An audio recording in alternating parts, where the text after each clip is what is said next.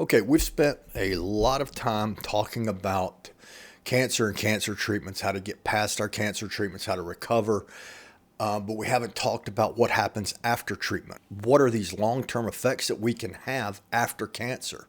One of the primary long-term physical effects of cancer and its treatments is fatigue.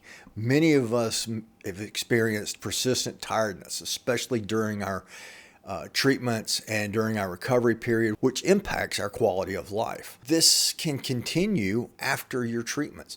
You may find yourself still being tired. I find myself now really kind of tired a lot during the day, more than I used to be. So maybe that's one of these long-term effects. Maybe I'm suffering from that. Additionally, chemotherapy and radiation therapy can cause damage to healthy cells, which can lead to issues such as organ dysfunction, organ failure, infertility, secondary cancers. And the next would be maybe emotional and psychological effects. Emotional and psychological effects of cancer should never be overlooked.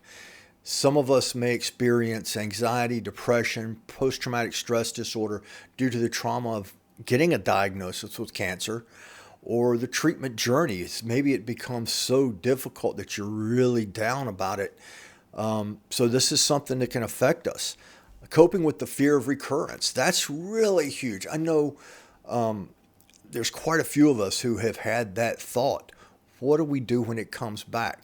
And I think that's always in the back of our mind. And that's not something to hide from. That's something to reach out and embrace. And if necessary, let's start reaching out for some help, counseling, etc., and start dealing with it before it becomes a serious issue. Number 3 would be cognitive effects. Cancer treatments can sometimes result in a cognitive changes, which is kind of your thinking, your brain, commonly known as chemo brain, or cancer-related cognitive impairment. This can appear as difficulties with memory, attention, and multitasking. I don't know about you guys.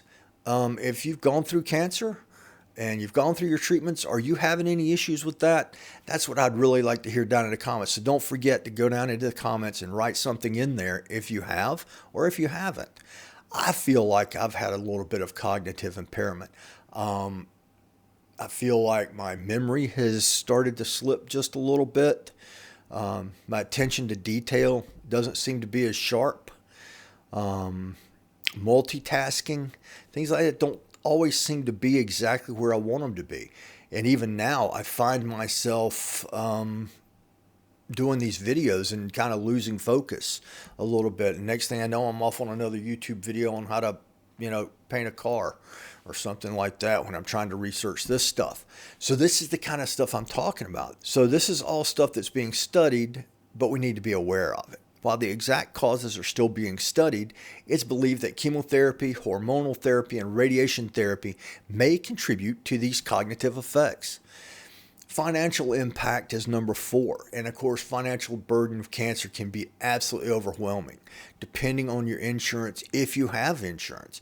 Your medical bills, ongoing treatments, lost work days can put a significant strain on us as we try to continue to live our lives. It's extremely difficult to do that when you are getting cancer treatments and recovering from cancer. Even after successfully completing treatment, we may face those challenges with employment and obtaining insurance coverage due to pre-existing conditions. This is the big one, is support and survivorship. By expecting that we may have some long-term effects, by accepting that some of these effects are not reversible, by accepting that we can have these long-term effects is a huge step towards managing them and our quality of life. We have to remember there is support available. Support groups, counseling, survivorship programs can provide a sense of community, understanding, and emotional support to those of us who have been affected by cancer and its long-term effects. Support groups simply by watching these videos, talking to each other in the comments, which I absolutely think are fantastic. I get a lot out of those comments myself. Regular exercise, balanced nutrition, and stress management techniques can improve physical and mental well-being. It's essential that we work closely with healthcare professionals to develop personalized survivorship plans. We're not all the same. This person's plan may not work for this person, and my plan may not work with either one of you.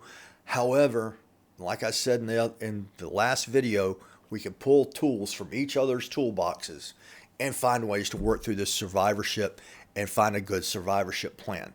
By recognizing that all of these issues do exist and we prepare ourselves mentally and physically, we can overcome these long-term challenges. Just like we overcame the short-term challenges of having cancer, overcame the challenges of our treatments and our recovery. We can not only survive these challenges, but thrive as well, and in the end, beat cancer. Thanks for watching. Talk to you later. See ya.